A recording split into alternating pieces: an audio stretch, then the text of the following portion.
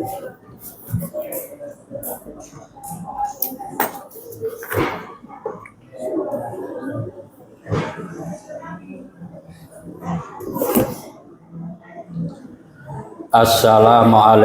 warahmatullahi wabarakatuh. Alhamdulillah wa syukrulillah, amma ba'd. Jamaah Masjid Al-Hikmah rahimakumullah, pada malam hari ini one day one hadis akan saya bacakan sebuah hadis yang isinya Nabi Shallallahu Alaihi Wasallam sering berdoa seperti yang nanti akan saya baca. Hadis Abi Hurairah radhiyallahu anhu qol, kana Rasulullah Shallallahu Alaihi Wasallam yad'u Allahumma inni a'udzubika min adzabil qabri wa min adzabin nar wa min fitnatil mahyaya wal mamati wa min fitnatil masihid dajjal. Akhrajul Bukhari. Abu Hurairah radhiyallahu an berkata, Rasulullah sallallahu alaihi wasallam sering berdoa, ya Allah, aku berlindung kepadamu dari siksa kubur dan siksa neraka dan fitnah hidup dan mati dan dari fitnah Masihud Dajjal. Ibu-ibu, bapak-bapak yang saya hormati, doa diawali dengan aku berlindung. Kalau di Asmaul Husna, yang maha melindungi itu Al-Wali, maha melindungi. Sehingga kalau ada organisasi, struktur organisasinya itu ada pelindung, saya kira melebihi batas. Ada kan pelindung, pembina, penasehat. Pelindung kita hanya Allah Subhanahu wa ta'ala. Jadi Nabi sering berdoa di dalam sholatnya itu, Allahumma inni a'udzubika min adzabil qabri wa min adzabin nar wa min fitnatil mahyaya wa mamati wa min fitnatil masihid dajjal. Dari siksa kubur kita berlindung kepada Allah Subhanahu wa ta'ala. Siksa kita berlindung kepadanya. Tidak ada yang bisa melindungi kecuali Allah Subhanahu wa ta'ala. Pada waktu hidup, harta juga fitnah. Anak-anak juga bisa jadi fitnah.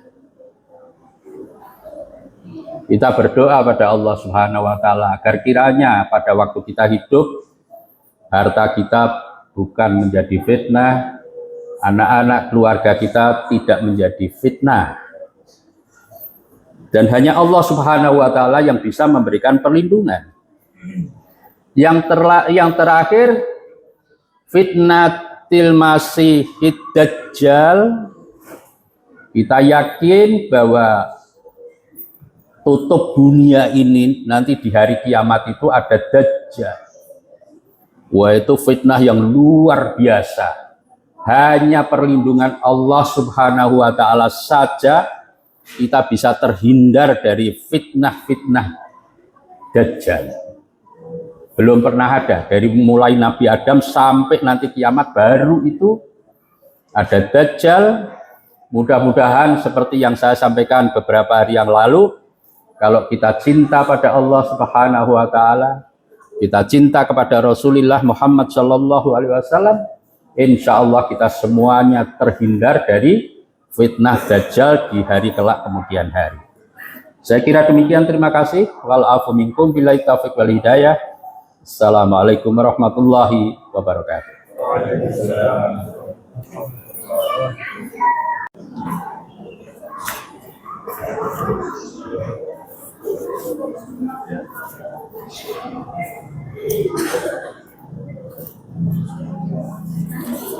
Assalamualaikum warahmatullahi wabarakatuh.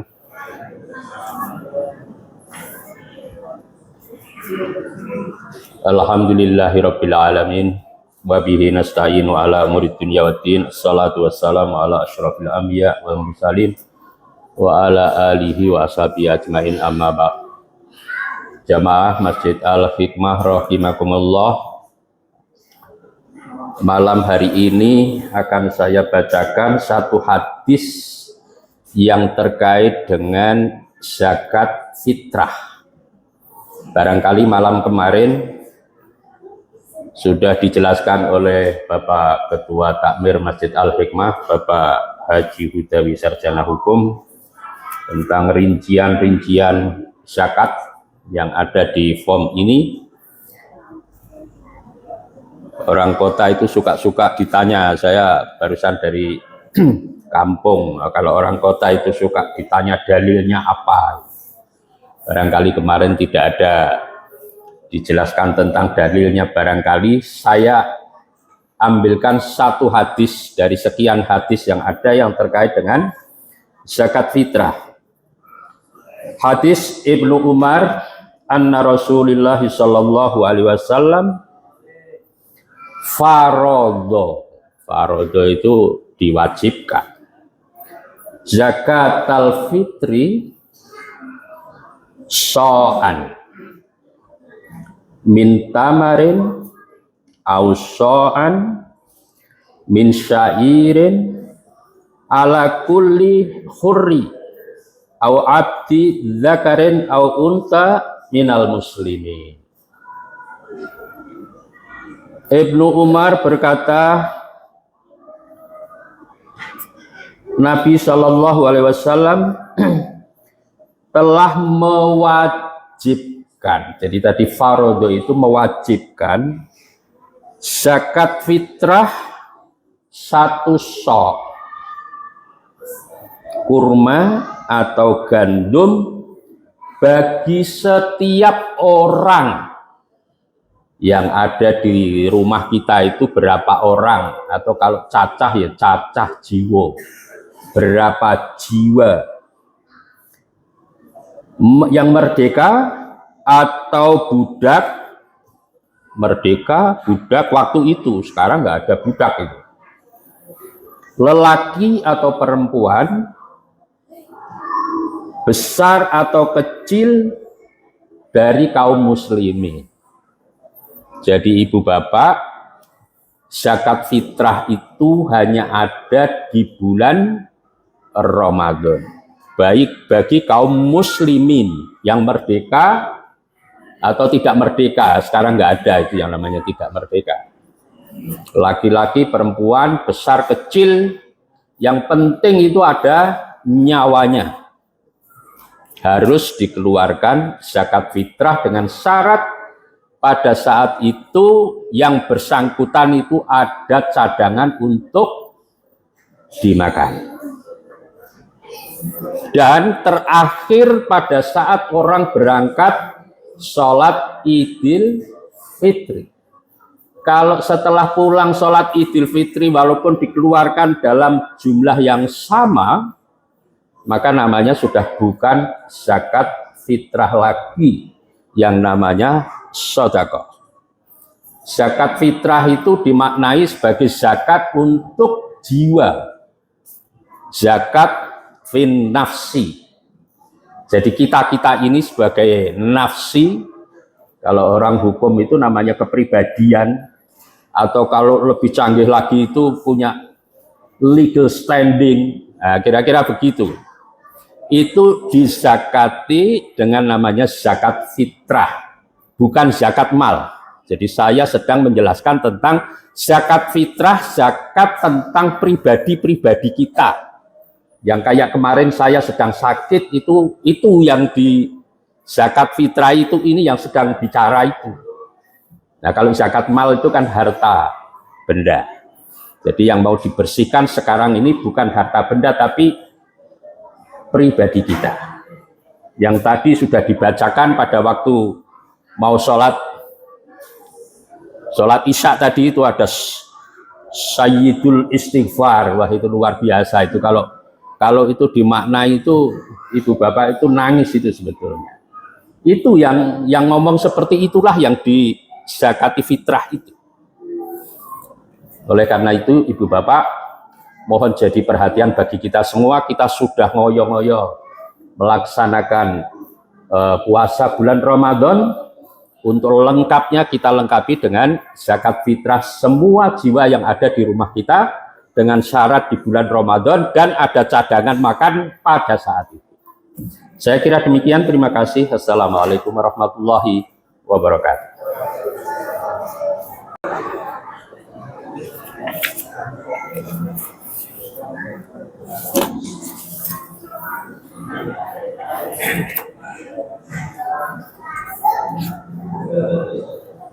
Assalamualaikum warahmatullahi wabarakatuh.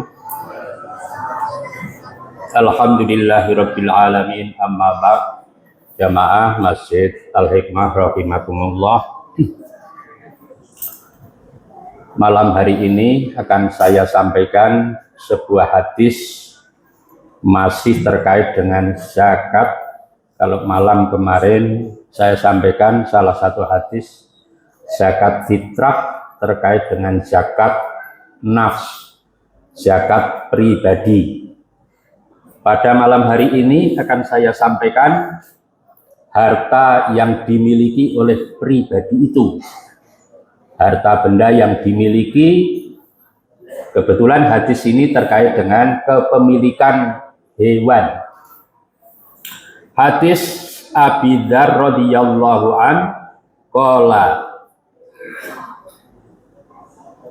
tahaitu ilan Nabi sallallahu alaihi wasallam qala walladzi nafsi biyadihi au walladzi la ilaha ghairuhu au kama halafa ma min rajulin takunu lahu ibilun au bakorun au ghanamun la yu'addi haqqaha illa utiya biha yaumal qiyamah a'dhama ma takunu wa asmanahu tata'uhu bi akhfafiha wa tantahuhu